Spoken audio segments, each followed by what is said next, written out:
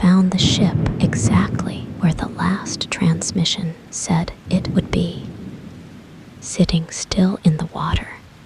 No lights, no movement, no sound.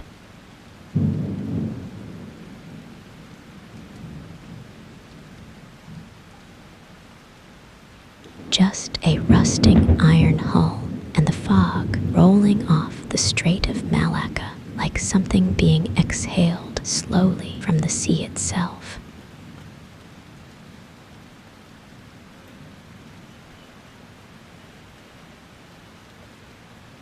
When the boarding crew climbed over the side and set foot on that deck, what they walked into was enough to stop grown men dead in their tracks. Not figuratively.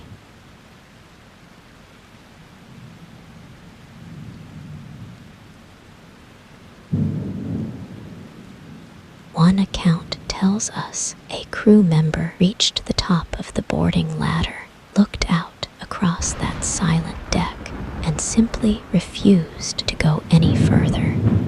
Turned around, went back down, would not return. Not for anything. Whatever was on that ship had no name. No explanation that the men who found it could agree on. And more than 70 years later, it still doesn't.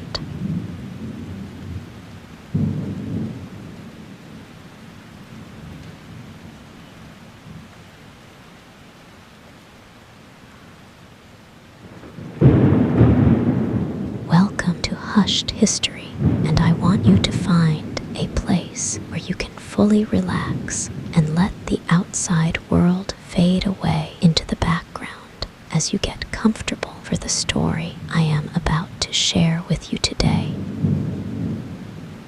It is June of 1947.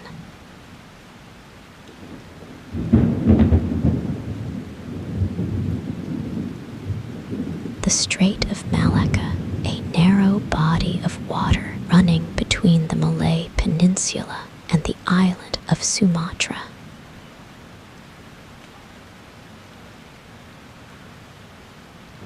It connects the Andaman Sea to the South China Sea and has been a major trade corridor for centuries. Ships moved through it constantly.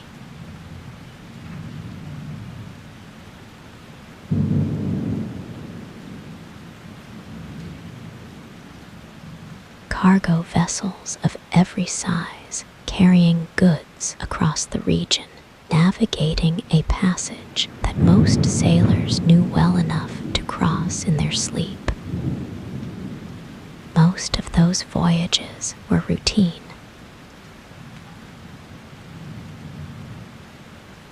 Load the freight, navigate the water, deliver the goods, move on.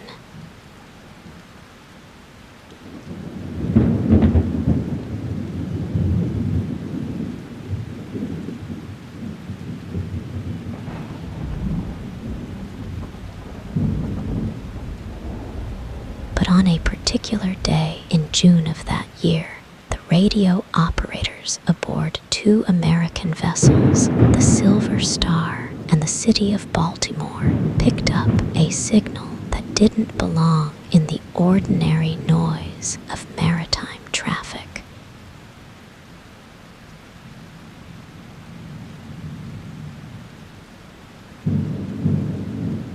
Something that, once they decoded it properly and sat with what it actually said, made very experienced men go very quiet.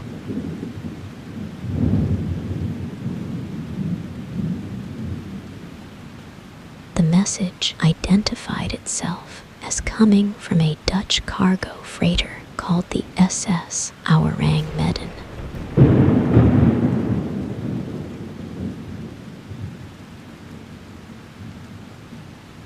Word by word, what it contained began to shape into something the operators had no real framework to process. "We float," it said.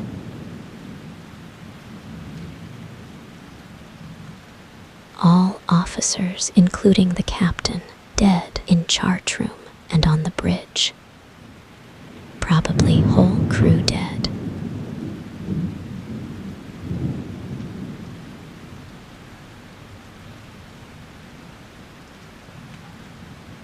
Then a string of unintelligible Morse coming through broken and irregular, as though the hands sending it were struggling to remain on the key.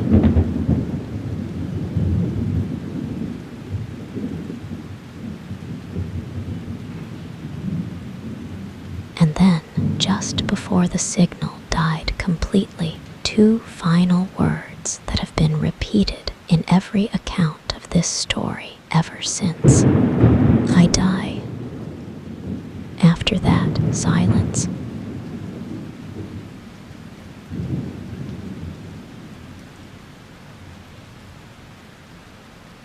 One of the operators who received that transmission reportedly sat for a long moment before he looked up at anyone else in the room. Just sat there with the headset on and said nothing at all. The Silver Star changed course immediately.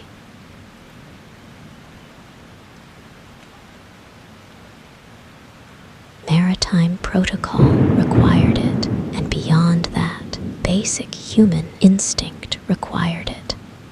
You go. Whatever is happening out there, you go and you find out.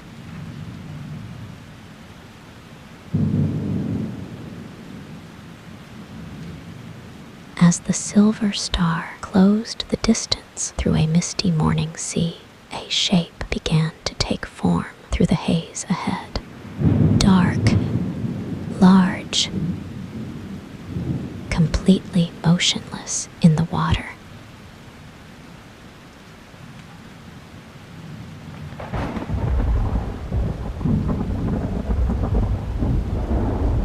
The Ourang Medan, sitting without a single light visible on deck, and with no response to any signal the Silver Star sent across.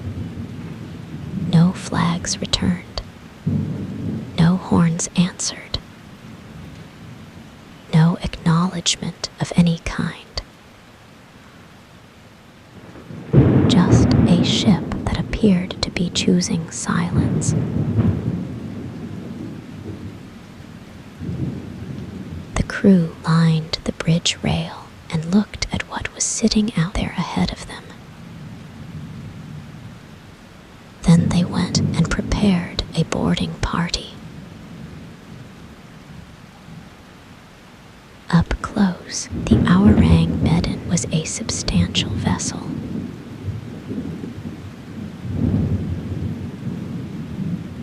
A large iron cargo freighter, her hull streaked with rust where the ocean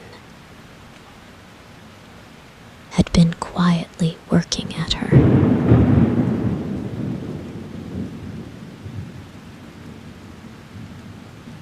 What caught the attention of the boarding crew immediately was the rope ladder already hanging over the side, already deployed, already waiting. Nobody aboard the Silver Star had put it there.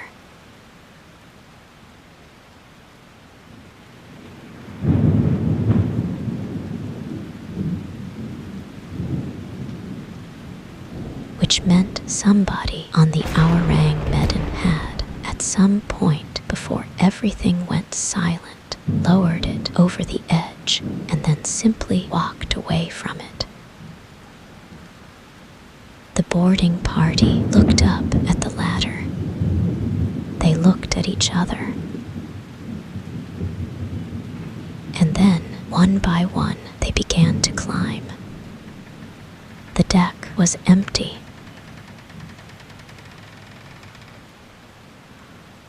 Not quiet in the way a ship is quiet at night. crew is below, genuinely empty. Abandoned looking, though not damaged. No sign of struggle. Nothing overturned. Wooden cargo crates sat where they had been left. Ropes lay where they had been dropped or coiled.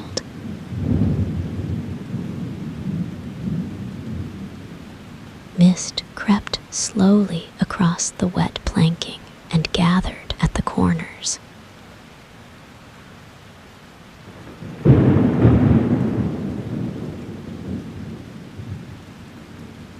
No sound apart from what the boarding party themselves were making as they spread out and moved toward the bridge.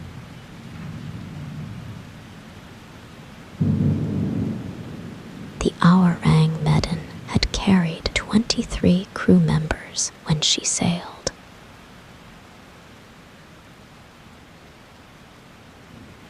The deck was telling the men from the Silver Star that none of them were up here, which meant they were somewhere below. And the boarding party was about to go and find them.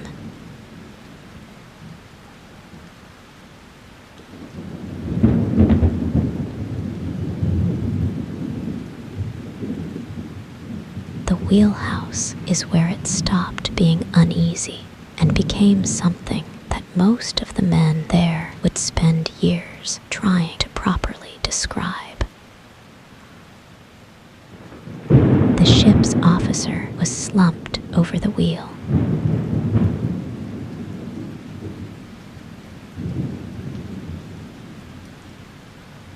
Not collapsed in a natural way, not crumpled the way a person crumples when they lose consciousness. Rigid, body locked into position.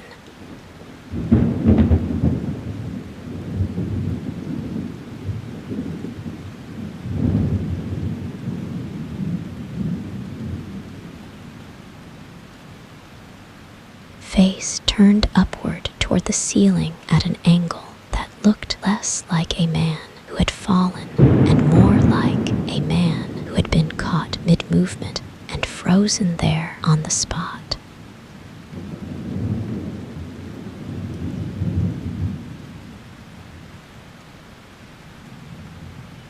His expression was one that the boarding crew reached for words to explain and never quite found the right ones. Terror comes up. But several of the men said it didn't fully cover it.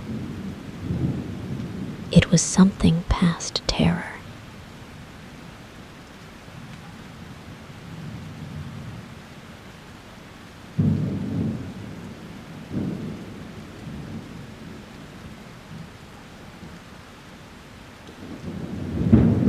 Something that communicated in the set of that dead man's face that whatever his eyes had landed on in his final seconds had been completely outside anything his mind had been equipped to handle. And it was the same with every single one of them.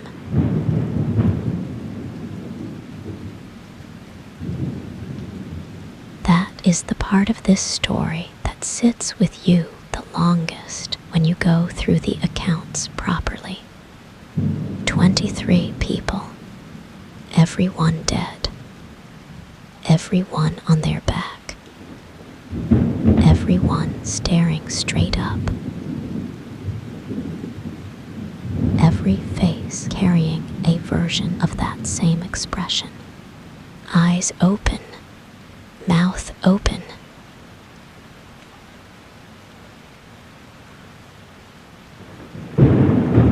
Arms in varying degrees of outward reach, as though pushing something back or reaching towards something above.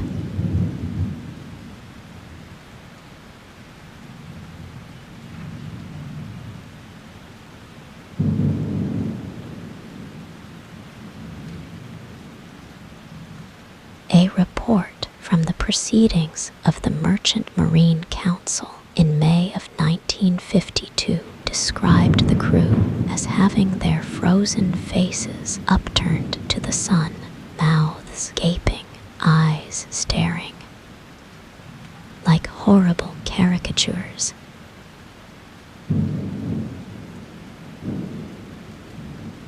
Whatever they had all been looking at in their final moments, not one of them had looked away from it.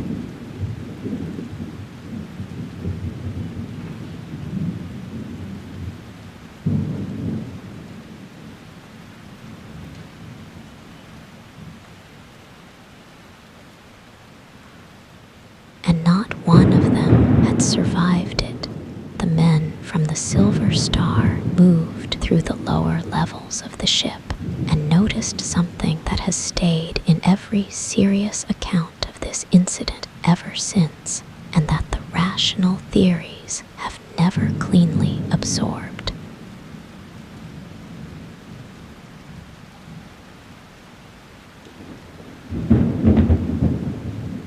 Despite the fact that the outside temperature that day sat at around 43 degrees Celsius, the air inside the Ourang Medan was cold. Not cool, cold. Not a draft through an open hatch. Not a breeze from anywhere.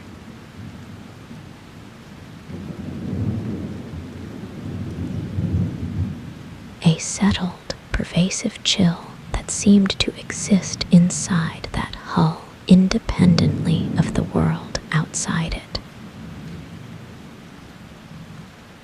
Multiple members of the boarding party remarked on it separately. Down in the boiler room, a thin thread of steam still, curled from a fractured pipe into the dark. The boilers themselves had gone cold.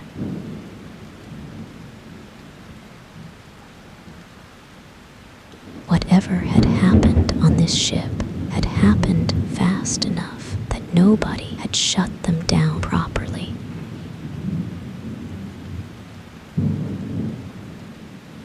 They had simply stopped.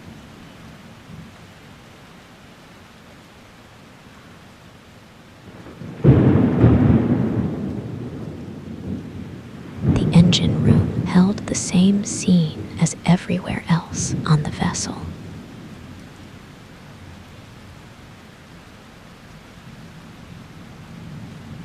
More crew members positioned at their stations beside the iron pistons and drive machinery that powered the ship.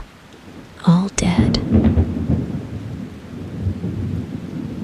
All staring straight up.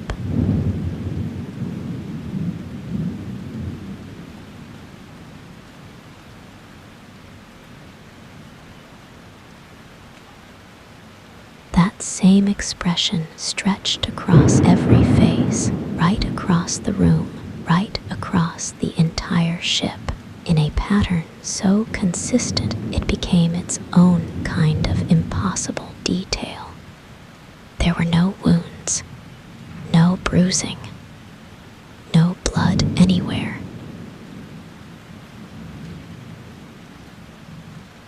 No signs of violence, of a fight, of any physical struggle whatsoever.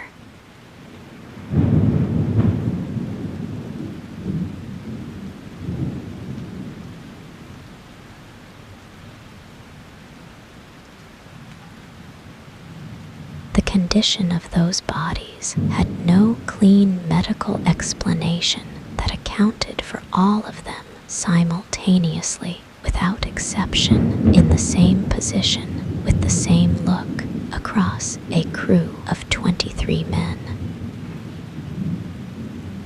In the officers' mess, the tables were still laid. Food had been brought out and placed and sat completely untouched.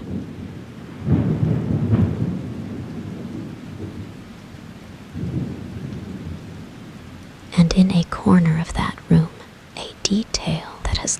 etched itself permanently into every version of this story ever told. The ship's dog, found dead on the floor, rigid, teeth pulled fully back and bared.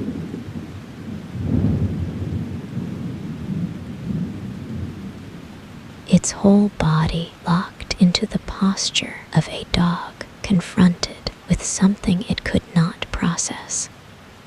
It was not attacking. It was not playing.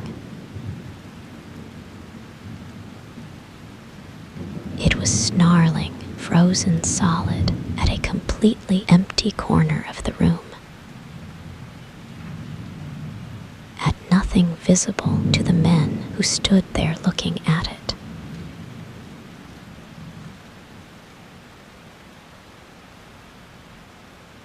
Multiple accounts describe the dog's expression as being consistent with the expressions found on the crew.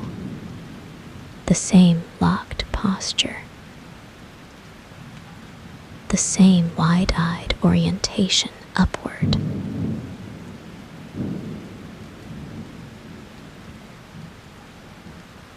Whatever had passed through that ship had frightened every living thing aboard it with equal and total thoroughness.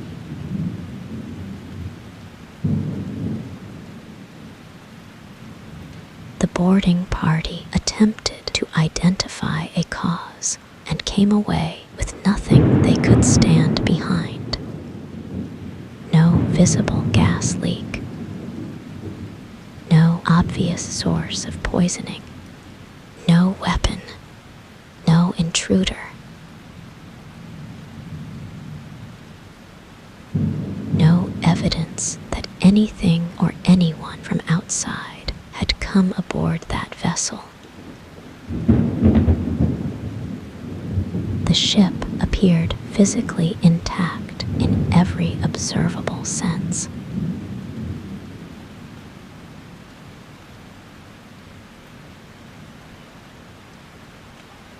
Some of the men reported feeling a profound unease that they found difficult to separate from what they were seeing versus what they were sensing.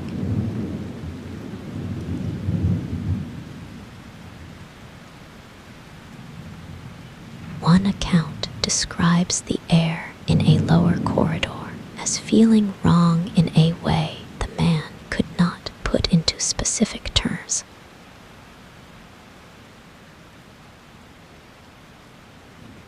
And then, before the investigation could go any further, something happened that ended it permanently. Smoke coming from the number 4 cargo hold. Not a trickle.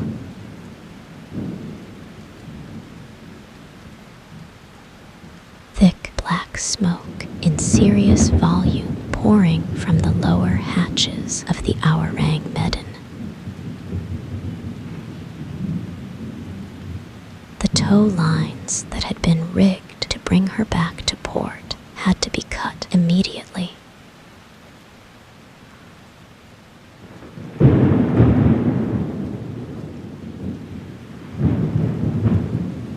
Every man who had boarded that ship needed to be off it right then, and they were moving back across to the Silver Star and pulling clear as fast as she could move.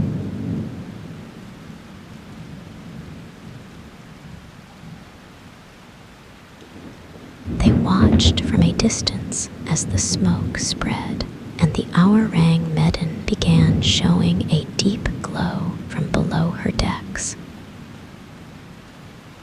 And then they waited for what was coming next. The explosion was a large one.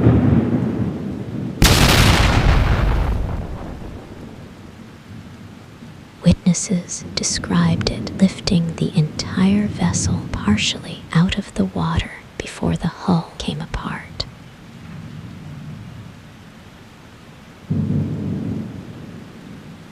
A flash of orange and white that lit up the fog and the surrounding sea for a considerable distance. Whatever had been in that cargo hold was not ordinary freight.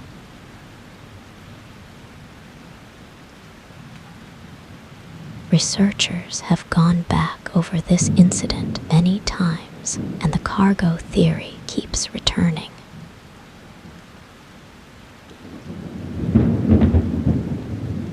Potassium cyanide combined with nitroglycerin is a proposal that appears repeatedly.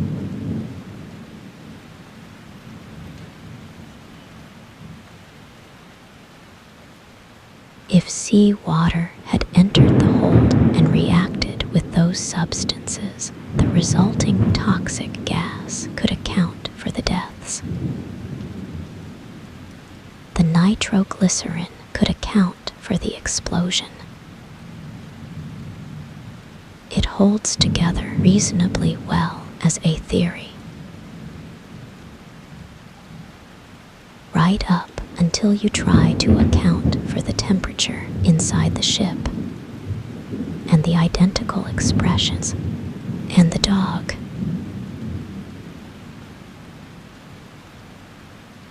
And the fact that not a single person on that vessel appears to have attempted to escape. By the time the sea settled, there was nothing.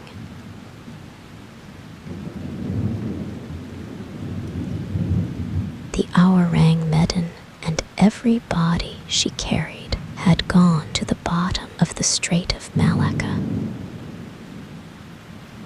No wreck has ever been conclusively located. No physical evidence has ever been recovered.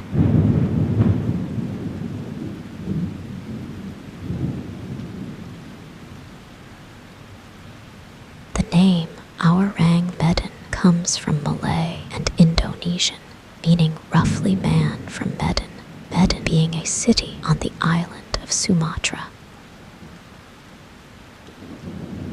There is no record of a vessel by that name in Lloyd's shipping register.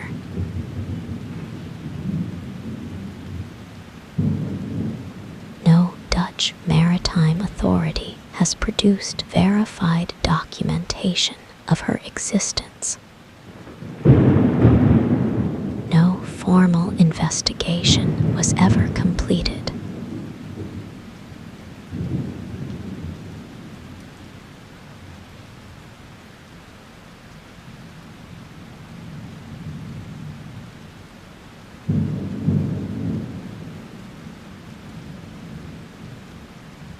The story came to wider attention through newspaper accounts in the late 1940s and was referenced in a 1959 CIA document, which at minimum tells us that somebody in a position of official authority considered the matter worth writing down.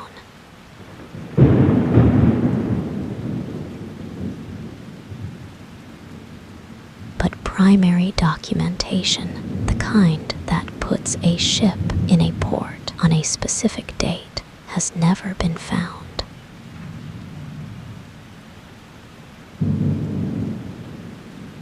Which leaves us exactly where this story has always left everyone who has looked into it seriously.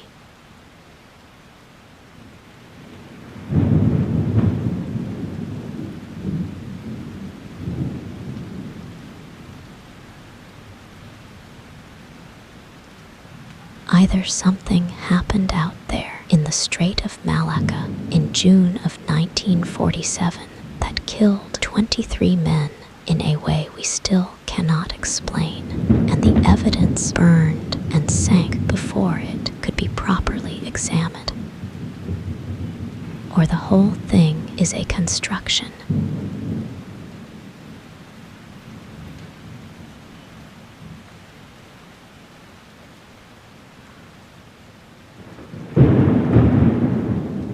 A story that began somewhere and gathered detail as it passed from person to person and has proven just as impossible to definitively debunk as it is to definitively confirm.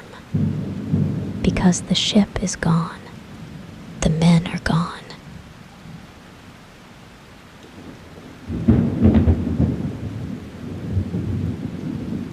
And whatever was in that corner of the mess hall that frightened a dog to death went down into the strait with everything else. The Ourang Medan, man from Medan, whatever she was.